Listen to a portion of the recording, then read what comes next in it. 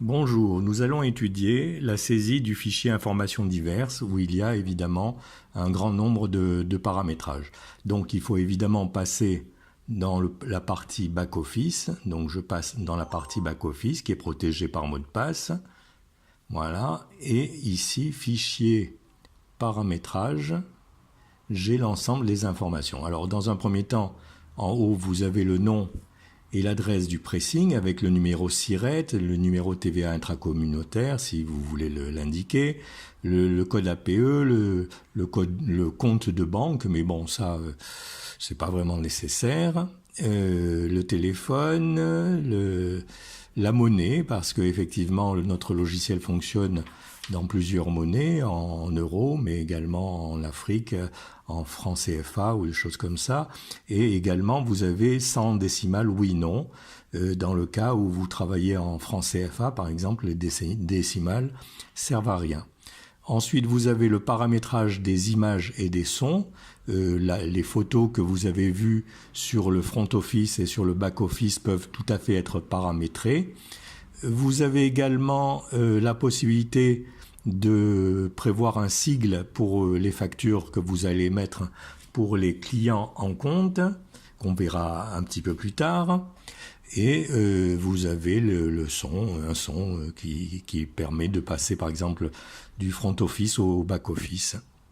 Voilà. Ensuite, vous avez les commentaires bas de ticket si vous êtes sur la réception marchandises. Donc ici, on a marqué un certain nombre d'éléments.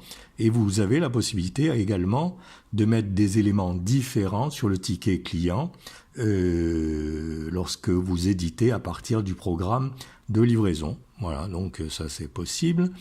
Le chemin de sauvegarde, dans le cas, lorsque vous sortez du logiciel, il vous propose de sauvegarder et pour simplifier les choses, nous pouvons mémoriser le chemin de sauvegarde de manière à ce que l'opérateur, la vendeuse ne se pose pas la question.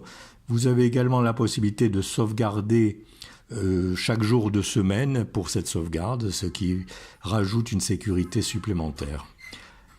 Ensuite, vous avez la possibilité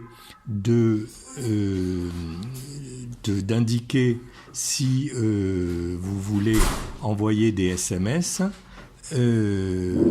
Si vous envoyez des SMS, vous devez indiquer des informations que nous sommes en mesure de vous donner. Bon, là, c'est pas très important.